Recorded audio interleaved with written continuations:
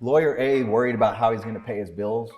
Right. Lawyer B, happy, decently paid, life together, a good team that assists him to do those things. There's no comparison. 1, 2, 3, go. Jennifer Hardy, har har. Believe it or not, Welcome to the Lawyer Dana Show. the Lawyer Dana podcast. Wow, we have a lot to talk about. And we're going to do it right after this. Welcome to the Lawyer Dana podcast. All right. So soft divorce. Let's talk about it. So how I came up with that, huh? Yeah, because that is going to be interesting. So, as I found myself with all of my motivation and drive and beaten out of me by the 3-year hazing that law school was, and then I didn't know what I wanted to do with my life, because I went in and I was like, I went into law school with a business plan. I was going, all right, so I own this coffee shop that I turned into a live music venue, and I was doing 35 shows a week. Shooting for 5 shows a day, 7 days a week in this venue that is, let's see, the room that we're in now, so this room, 1,911 square feet, this building, right? Wow. I had 1,305. So imagine like cut off here and like more long, right? Yeah. Or actually maybe this part of the building, Uh-huh. but with the bathrooms intruding on it. Okay. And a bar. And I had a stage at one side. Uh-huh. And I was doing 5 shows a week, 7 days a week, and each show had anywhere from 5 to maybe as many as like 100, maybe sometimes like 300 people per show. Okay. Like we would probably fit 200 or 300 people in. So imagine, like it was very moshable. Like and there were people like there's always 1 or 2 or 3 people like on top, like going through. It was the coolest little rock and roll venue on Fridays, and then it was like a dance club on Saturdays. Or no, reverse that. Dance, electronic music or whatever was Friday night. And then Saturday night was like rock bands typically. And then every other day of the week was like random, whatever, your show book it. Because it could be like a high school rock band, followed by like a country band, followed by like singer or a comedian or something.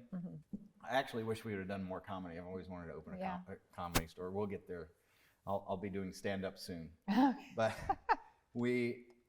and I was like, I got to this point, like when I bought that, it was a really dumb, like almost desperate decision.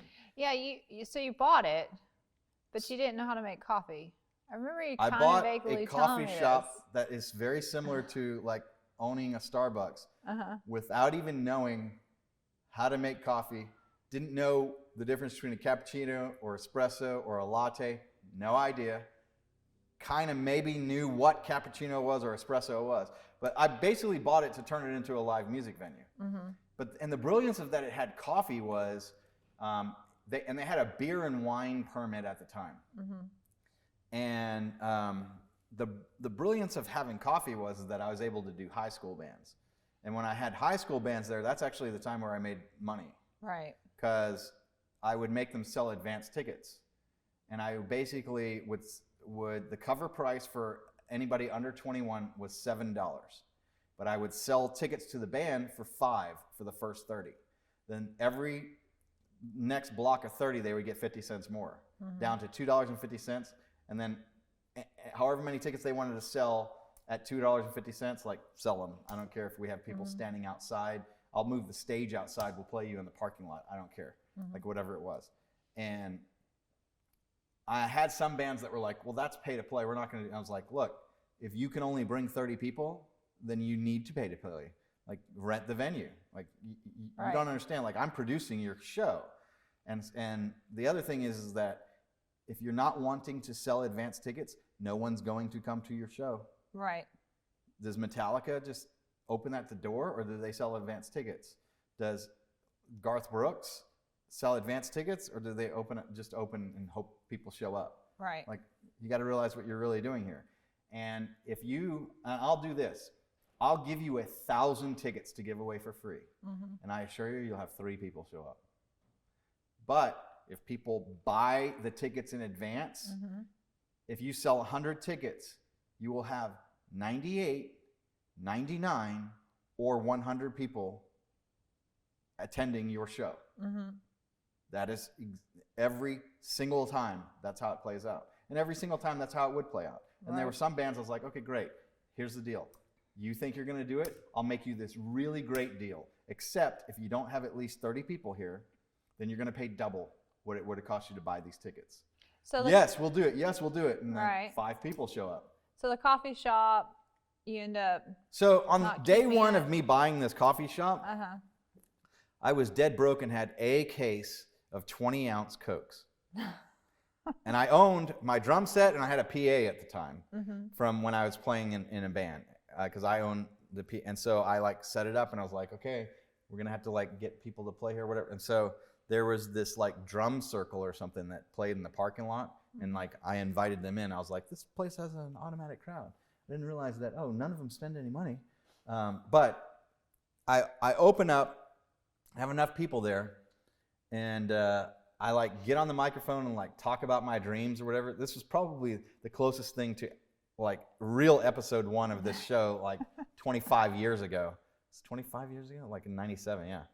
And I like look down at my hand and I have like hundreds, and people are like buying these Cokes for like $20 a piece just to like help me out. So I'm there, and it's really damn hard, but I figure it out.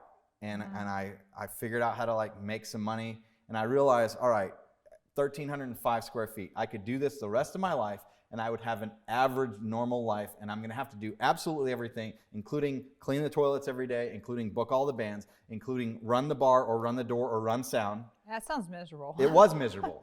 And I was like, why am I doing that? Why don't I just do one show for 5,000 people every 3 months? Because then I only have to put on one production instead of 35 a week, and they all come at once. It's like so much easier. And I was like, hey, here's what I'll do. I'll do one show for 5,000 people every 3 months, and then one show for 20,000 people per year. And I'll do that in 10 major cities. And that on just tickets, and even with all the production we want to put into it, that will make me $2 million a year and my investors $2 million a year before we sell any merchandise, before we sell parking, before we sell vending, before we sell CDs, before we sell T-shirts. Like that's what I wanted to go to law school with. And because I started doing that, and I was kind of like advising other people on how to do it, and watching them do things really, really badly, and disregarding a lot of my what at the time was really good advice. And I was acting in comport with my why. And I'll explain what my why is in a little bit, and how you find your why and what your why is. Right. And my why is find a better way and then share it with others. And your why is your greatest strength and also your biggest weakness. Like as a kid, you get made fun of as the nerdy or the know-it-all, but you're just trying to share and help, and and so that's people with my why tend to become lawyers, because it enables people to accept our advice, because it's not just the find the better way, which is why I went to law school. I wanted to know all these better ways, right? It's not just find the better way, it's you are compelled to share it with others. That's why I'm compelled to share the soft divorce brand, the education. Like, I'm not concerned with competitors, me teaching them everything that I know. I am concerned with do it better for the love of God and everybody, because of what we have, the people's lives that are in our hands. Like, please let me show you the better ways. Please, everybody do it this way. And I've learned, and I've spent more money. It's cost me $250,000 to go to SMU to law school. I've spent more money than that on coaches and coaching programs and entrepreneurship and things to teach me the things that I know now. And if I was able to teach, if I had apprentices and proteges that I can teach, no matter how much for the whole rest of my life, I'm trying to do this and putting out this podcast and everything that we film and everything that I try and teach. I'm trying to teach as much as that as possible. If I spend the entire rest of my life, I'm not concerned with any of them competing against me. It will only benefit us. And if they are successful, cheers. I love it when friends or other people that are around me are successful, because I am not competing against anybody else. I'm competing with how well I can execute with what I want to do. I'm competing only with myself, and I'm competing only with my own weaknesses. That is it. Right. So, soft divorce. So about 4 years into owning my own firm, like it's building, but I'm doing about $400,000 a year worth of legal work, and I'm making $60,000 to $80,000 because I don't know how to actually do the business right, and like Right. I'm focused on like, oh, I got to help people here, and I didn't, like law school Which doesn't is teach the you the number business one stuff. priority, is the number one problem that lawyers face today. And I wasn't able to be as good of an attorney as I am now, whether my skill set of attorney put aside. The reason why is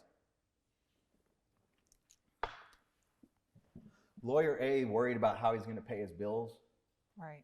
Lawyer B, happy, decently paid, life together, a good team that assists him to do those things. There's no comparison. Right.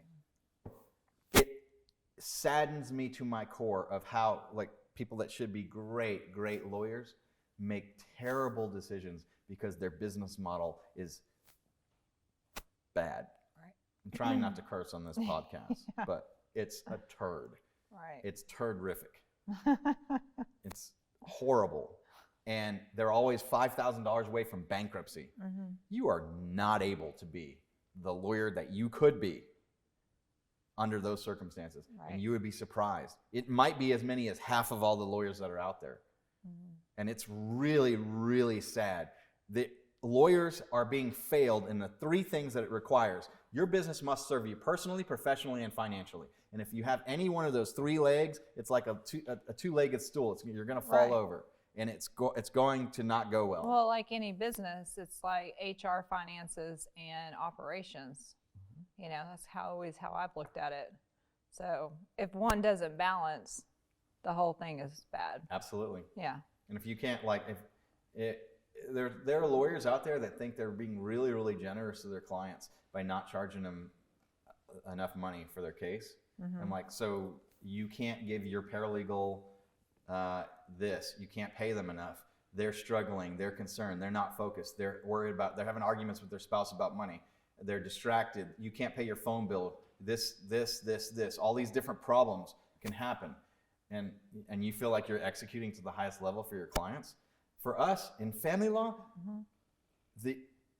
and this may be a Dunning-Kruger Effect thing. The Dunning-Kruger Effect is like what you see on American Idol. Mm-hmm. People that are magnificent at something think, oh, it must be easy for everybody. And then people who are horrible and have absolutely no skill set think they're God's gift. Right. There was two scientists, one named Dunning, one named Kruger, and they studied this, and they call that the effect. It's the effect about the extremes. And I probably have this with what I'm about to say, which is the actual logistical practice of law is so unbelievably, ridiculously easy that to me it seems like it's not even a thing. Mm-hmm.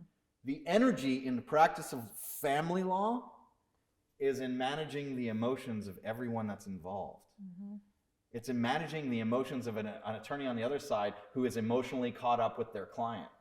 And it is managing your own emotions to where you don't get emotionally caught up with the client, to where you can empathize with the client, but not be so wrapped up that you think the other side is the enemy. Mm-hmm. It's not. What you are focusing on is finding the healthy results. So about 4 years in, and my law firm, for the financial reasons, is in the process of destroying my marriage to Summer. Summer and I got married in 2009. The firm was founded in 2006. So it was almost 3 years old. Mm-hmm.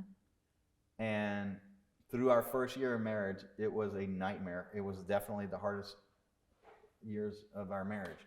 And I went to this CLE, continued learning education, basically like a conference. Mm-hmm. It was at the Dallas Bar Association, and a guy named R. John Robbins, who's an early mentor of mine, was speaking. And he was, I caught about 3/4 of it. I came in, I think, a little bit late, but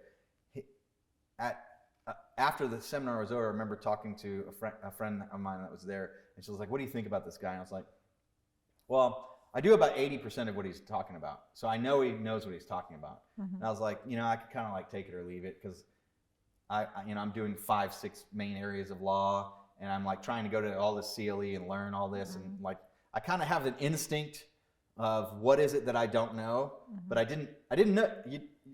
I didn't know what I didn't know. Right. But I knew, I identified some things that I didn't know and things that I was working on, and trying to learn and know the things that I didn't know. And he did a thing that where he says, look, if you're interested in improving your law firm, put your business card in the hat. Okay. And he goes, but if you're committed to making your law firm better, sign your name to the card and put it in the hat. Well, I'm committed. Yeah. Sign my name. And some member of his staff called me up and put me on a conference with him. And within 20 minutes, his diagnosis of me was, Dana, not only do you need my program, you're going to get a divorce if you don't get in it. Wow. And he was absolutely right. I needed his coaching program. And we started in, July maybe, and he goes, look, I'm going to put you in this. I got this 12-week program, and it's like how to start or something, and it goes to the fundamental basics. And I had a similar experience with a trumpet instructor when I was young. When I was in first grade in Louisiana, there was a guy that stood up. His name's Greg, and one of our camera guys right there, his name's Greg, which I called him Gary once, and I want to do like who's the doctor? Somebody Google who the doctor is on Scrubs. John C. Reilly, I know that's his name, right? But what's his doctor name? But who always called a guy, who always called JD like a different girl's name. He's like, hey, Sally, Shirley, like Jennifer, like whatever, right? Right. He would call him always. So I want to call this Greg a different name every time, but I know his name was Greg Baralt, and his brother's name was David. And I knew that at the time, but I once asked David, what's Greg's name? The answer was... It's Greg. Dr. Perry Cox. Dr. Cox, yeah. John C. McKinley, yeah. Dr. Cox, right? Yeah. And I once asked David, what's Greg's name? The answer was Greg. And I've told that story like for years and years since then. I remember that. And I did that when I was in like 5th grade or 3rd grade or 4th. Anyway, so Greg stood up at this assembly, and we're in 1st grade, right? And he played a trumpet solo as a 5th grader. And I was like, that's all I want to be in life. That's what I want to do. Like, I want that. Like, I want that. Like, deep, like, want. More than anything else in life. And we wind up moving to Texas and when I was starting 5th grade. And I was so looking forward to 5th grade, because that's when you start playing trumpet, right? In Louisiana, but not in Texas. You don't start till 6th grade. Right. So I guess my parents knew. I don't remember much of the details, but my dad comes home with a trumpet. And this goes back to the story. This almost like makes me tear up, but I thought we were rich when we were growing up. And we definitely were not. We were low class to lower middle class at best. Like we hadn't moved up to that. And now my dad has gotten to upperish middle. This shows what a great childhood you had. Yes. And there's a John Pinette routine. He's like, you know how people say like, we were poor, but we just didn't know it? Well, that was me. John Pinette's like, I was poor and I knew it. I was certain of it.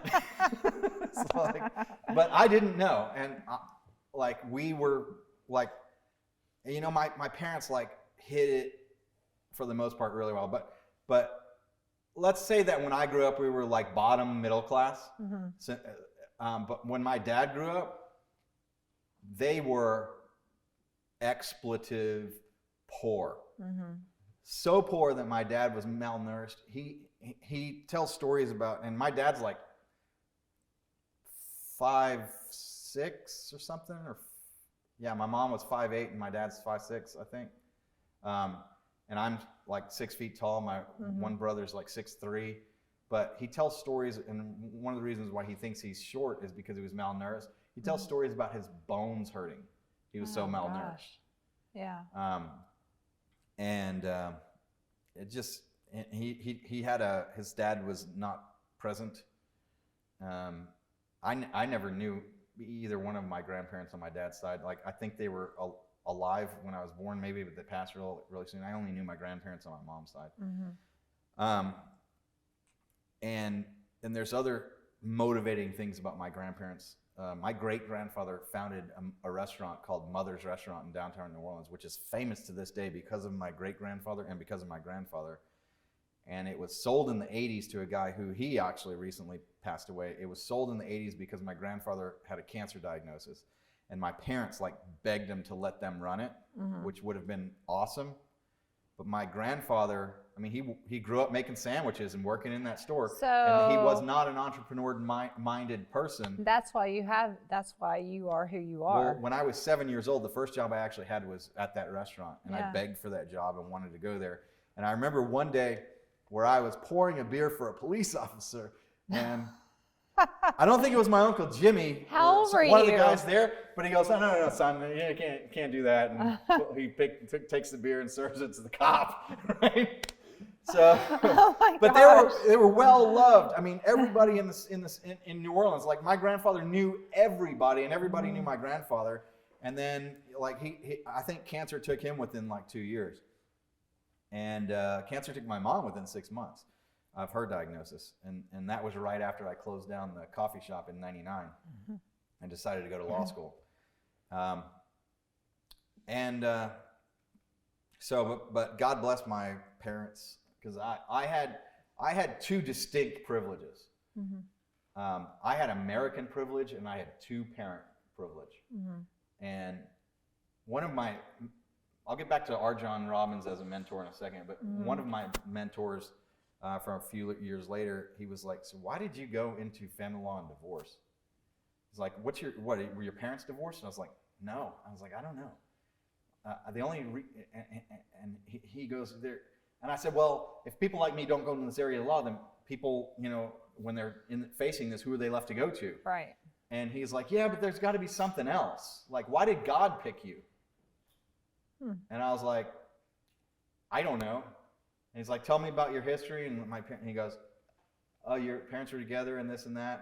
And the one big fear that I had, like when my mom was diagnosed with cancer, I walked into the house because I had been staying with them for like 6 weeks, just because I did the coffee shop thing, and it was like at a nodal point, and I was really tired from that because I always like overwork, like. An 80-hour week is time off for me. Right. Like, 120-hour week is like, yeah, okay. There's 168 hours in a week, and I'm like, I can get by with sleeping 5 hours a day, or four to six. One night, 6 the next night. I'm balanced that out. I can work whatever. It's fine. And so I was kind of tired and like sort of tried to figure out what's going on. And I come home and my mom's like on the couch like this, and I'm like, I could immediately tell something was wrong. And I thought that she and my dad were going to get a divorce, and they had like, wow, they're brilliant at hiding this from me. Holy shit, my worst fear has come through. Bleep that, please. But, and I'm like, Mom, what's wrong? And she won't tell me. Mom, what's wrong? And she moves her hand, and it looks like she had an egg surgically implanted in her neck overnight. I was like, oh, that's not good. So, two-parent privilege. Yeah, two-parent So he goes, I know why you were chosen. I was like, okay. You're the chosen one. You brace yourself for what's about to happen now. Is this about to get weird or what? Right. So he goes, because you know what good looks like. It's like, oh, yeah, you're right. I do know what good looks like. So it wasn't they were getting a divorce. It's cancer. And like that fear of something being real where you think it's about to be real and like, oh my God, this is the beginning of that. Right. Like I had that fear, genuine fear of my parents are getting divorced. I've also had the genuine fear of, oh, I'm dying right now. This is it. and like a peace comes over you and like, this is it, you really are, like, I really thought I was dying. It was in a car wreck that turns out I was perfectly fine, but I was sure as it was happening, I was getting pulled in, like before this, as the seatbelt was starting to jerk me, that I was like, that's it, I'm gone. I also know the fear of, I think my wife might be dying in front of my eyes right now, and that happened to me. It's a recent trauma that happened to me a month ago when Summer got food poisoning, which maybe we'll talk about later, but all of these experiences of like genuine fear of losing all the blessings, and makes you appreciate the things that you have. And I feel obligated to share and grow the talents. Right. I mentioned in the last episode the parable of the talents. I'm the guy that got the 10 talents. And I am duty bound and obligated to do something with it. And if I don't, then what's my purpose here? Right. And I believe that I have that purpose. And so my mentor was like, you know what good looks like? And that is when I'm doing initial consultations and doing the thing that helps people the most, which is even that initial consultation. Because we start with, tell me about what your situation is and what led you to need to have to speak with us. Then tell me about what your goals are and what you'd like to achieve. And the third step is we talk about what we can do to help you get from where you are now to where it is that you want to be. That's called the escape arrival framework. And it's the best framework that there is for doing an initial consultation. And I learned that framework from Frank Kern and R. John Robbins, who I'll talk about now. So I'm on that. R. John did that framework. He may or may not have done that in our initial talk. But basically, because I was like, Summer and I we made a decision, a couple of months ago that we're moving, instead of working in, because we were like, I had a 1,200 square foot apartment that was like on the second floor. Like the first floor was retail. It's kind of like this, almost like a mixed residential industrial. I guess it wasn't residential, not industrial, but retail. Right. And so it you could pull it off as if these were offices and things.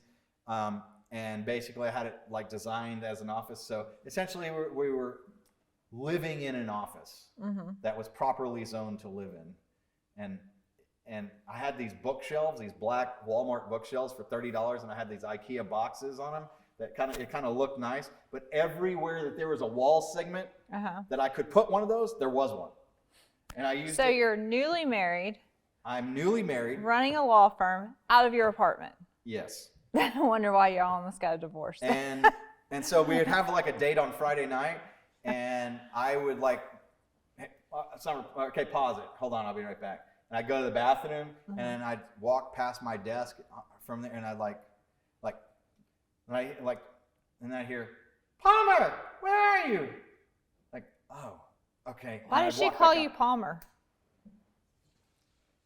So I'll tell you in a second.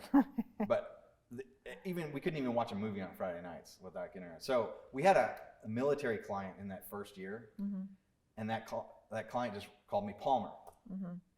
And and Summer at the time, I made her within, and this makes it even worse. Summer was a project manager at a place called Smart Circle International, where they do like vending machines, and she was doing like Popcornopolis launches at Costco and Sam's and stuff. Okay. And she was like the project manager of that and loved her job. And she was making about $45,000 a year at the time. And I'm like, hey, Summer, you know what? Like a case is like a project, and you're a project manager. And like I'm gonna spend I have to hire a paralegal that's like $45,000 a year. Why should it be you? Because you're the person I like the most. We could spend all our time together, and like you should like work for the firm. And I basically pressured and made her quit. God bless her for doing it. I don't know how I even made that happen, right? And within 3 weeks of being married, like she started like in July. We got married June 20th, right? And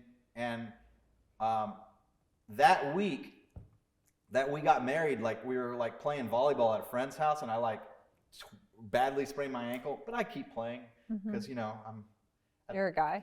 Yeah, right. So I'm on crutches our first month of marriage after that. And then I go to a cane, right? So like, hi, You think you're a man? We're gonna emasculate you. Here you go. You're walking on a cane or whatever. So that's the first cane story. But and she's quit and she's working for the firm as the paralegal and not real happy about it. And she loved that job and she loved her boss and she hates me as a boss. And our Summer hates when I tell this story, but she got like pissed at me and pulled one of those bookshelves down on our first 1-year anniversary. It was one of the worst days of our marriage, and it was not good. And then she went to a hotel for a week. So that's how we celebrated our 1-year anniversary. And I'm telling Arjan this and whatever. And he goes, yeah, you need to come to this program. And I'm like, okay. So back to trumpet playing. When I was in 5th grade, my dad bought me this horrible, cheap $25 trumpet. And it was the worst. And it didn't play well. Like it was like trying to like really force it. And so then I get into 6th grade and I'm not even enrolled in band. I'm like, what do you mean I'm not enrolled in band? Like they're sending me to such a class. Isn't this when band is? So I just go to the band class. I don't have my trumpet with me and I don't know what to do, but I'm like, what do I need to do? Like I'm panicked, like my life's dream. I'm about to get excluded from it and never have it in life.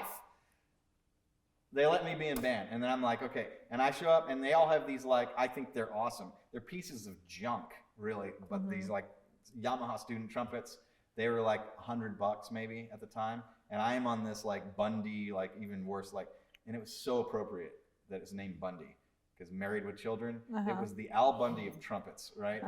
It was the, I'm going to sell shoes. You were the Al Bundy equivalent of everything bad in life that can happen, every piece of bad luck, whatever. Here's your trumpet. That's you. Make something up. Make something happen with this. Right. But still, I was able to be the best one in 6th grade. End of 6th grade, I get braces on. I get into 7th grade. I'm still able to be the best one, but until end of the year, they're all taken with private lessons with teachers, and I don't have private lessons. And that was like really expensive for my family. I didn't realize it was. But I don't make, so in 8th grade and 9th grade, there's concert band and symphonic band. And all I wanted to do was be in the symphonic band. Well, I make concert band. And then the other 4 7th graders that were in the honors band, I made honors band to 7th grade. There's regular band and honors band. And then 8th and 9th grade are all together, and there's concert band and symphonic. And I make concert band and don't make symphonic, but the other 4 do.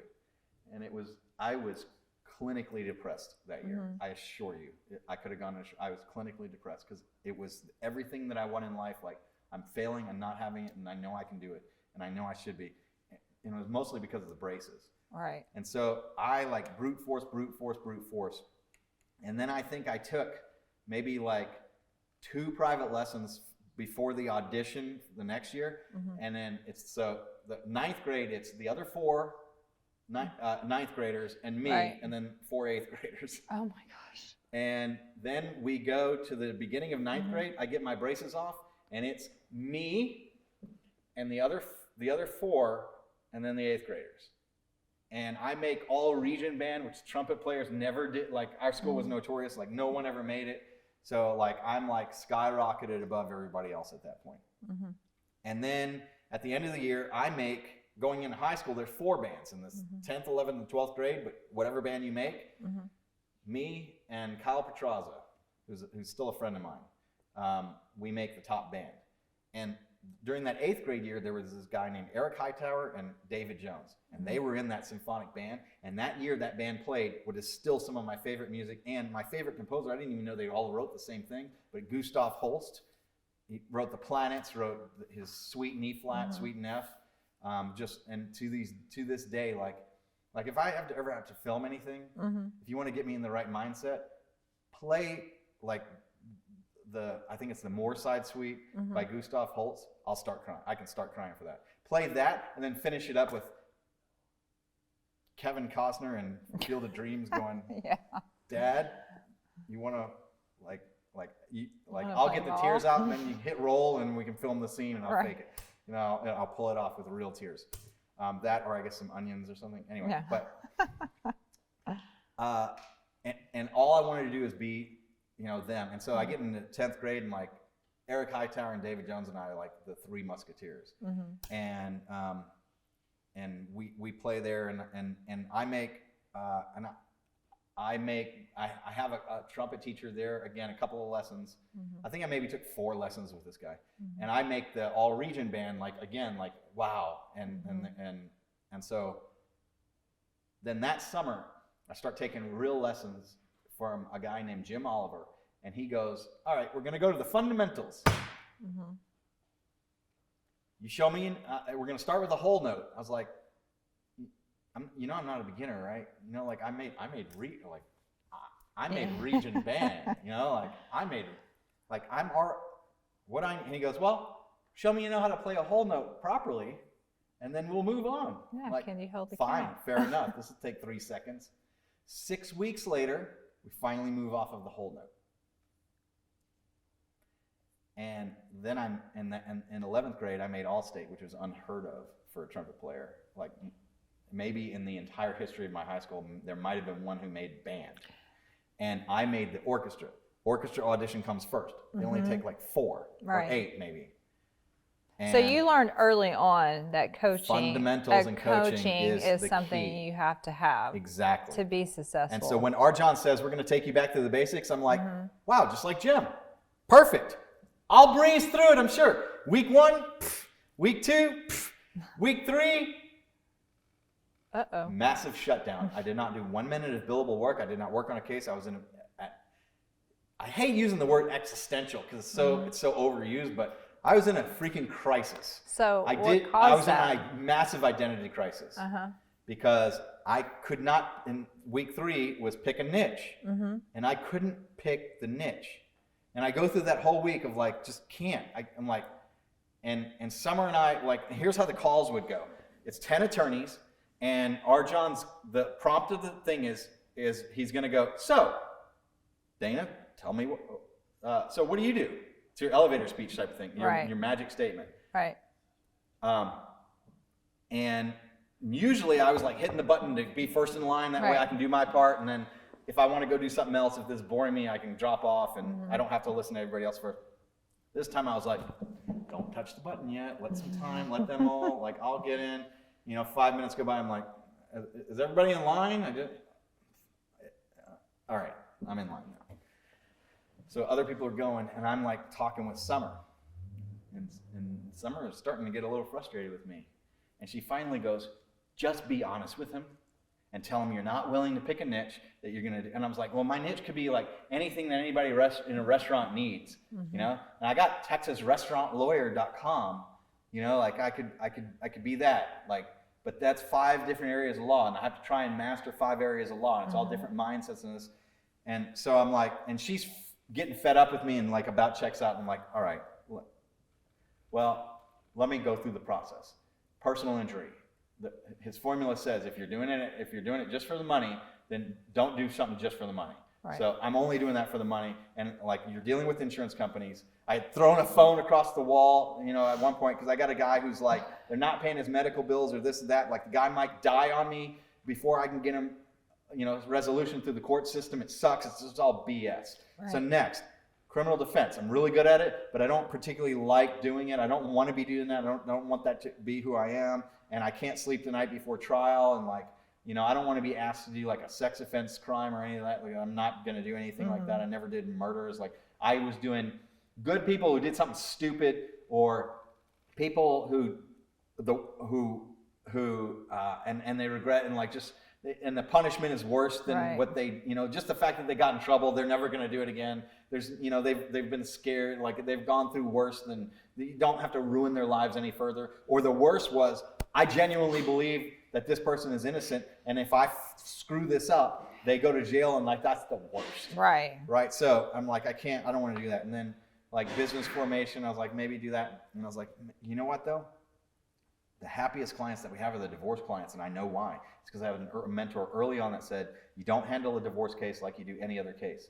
It's about like, getting them through the process and having a better life.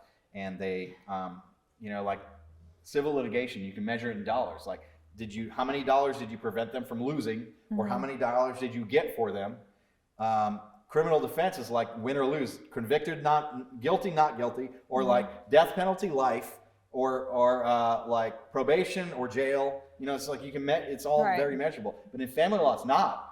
If you're and most people think that it's all about the dollars and you're gonna measure stuff in dollars. Well, if you're gonna measure stuff in family law in dollars, you better put a dollar amount on how much it's worth to you, that your kids don't hate you for the way that you treated their other parent. Right. There are too many intangibles in family law, and the way that you get around that, you focus on what is healthy. And when healthy is your guidepost, you get healthy results. We almost always get better results by not going to court than you can even legally get with your best day in court. Mm-hmm. I have mediators that are like, I don't know how you do so well. I'm like, because I focus on what's healthy. And especially when both sides are working towards that and believe in that, we get healthy results. You Right. get what you're going after.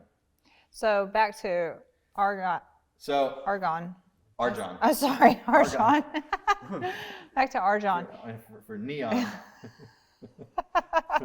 for halogen. No, so when he got to you, before he got to you, so I'm like, okay, family, and I was like, well, divorce doesn't have to be so hard. That's what I had first.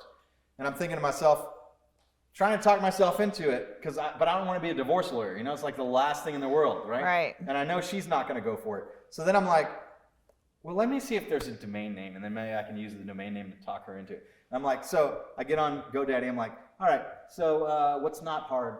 Easydivorce.com. Oh, that was taken the day that the internet was invented. I was like, well, what's not hard? It's like softdivorce.com. It's available. So I'm like, okay, I'll buy it. $8. All right, Summer. Ask me what I do. what do you do? I help people get a soft divorce. That's not how she reacted. She goes, Palmer, I am like, no. And I'm like, no. Ask me what a soft divorce is. What's She soft goes, divorce? Okay, Palmer, what's a soft divorce? I go, because divorce doesn't have to be so hard. And she's like, I am done. Like, no, like, that is just stupid. And then she walks into the kitchen. She is like finished with me. She is fed up. She thinks I'm an idiot. It's like, so. And then I hear, Dana. Yeah, Arjun? Yeah. Can you hear me? Yeah. Can you hear me? And I'm like, I'm running recorded. This recording exists somewhere in my archives. We got to find this. Yeah. And he's recording on his end too, or whatever. But he's like, so what do you do? I go, I help people get a soft divorce. I like it. I go, no. Ask me what a soft divorce is. He's like, okay, what's a soft divorce? Because divorce doesn't have to be so hard. I like it. I'm like, the only person who has ever not liked it Summer. is Summer. And I know why. It's because she doesn't want me to be a divorce lawyer. Like, aren't divorce lawyers like I think they're known as like kind of the crooked lawyer. yeah, the scumbags, Yeah. the jerks, the cheaters, the like every bad thing. Yeah. And why? Why are they? Because they all approach it wrong because they think, oh, I got to fight for my client. Mm-hmm. Yeah? Sun Tzu, in the Supreme Art of War, the thousands-year-old, very wise writing, writes, the supreme art of war is to subdue the enemy without a fight. Who is the better warrior? The warrior who fights at great cost and loss of life, or the warrior who wins without a fight? We are the warriors who consistently win without a fight. Mm-hmm. The game that most family lawyers play, and the game that a lot of clients think that they are playing and should play, is the fool's errand. That is not the game. Right. We have risen above the game. That paradigm for how you even think about it is completely wrong. We focus on healthy. Our first step is we declare peace, and then we negotiate out the terms of the peace. We are there to end the fighting, not increase it. Sometimes we have to increase it in order to end it. That's never our first choice. Right. And when we focus on what's healthy, we almost always get better results than are even legally possible by going to court. You go to court, it's like taking a chainsaw through the middle of this desk and giving both sides half. Right. As opposed to, it's still probably better to give one the desk and one the chairs. Or sell the table and chairs and divide the money in half. Right. And I would rather our clients keep their money or even give the money to the other side than give it to us if it's avoidable. Right. And I have a really good story about one of the most influential cases that helped me come up with the brand of soft divorce. And we will save that for episode 3. Thanks for watching episode 2. Deuces of the Lawyer Dana podcast, the Lawyer Dana Show. And we will see you in the next episode. The Lawyer Dana Podcast.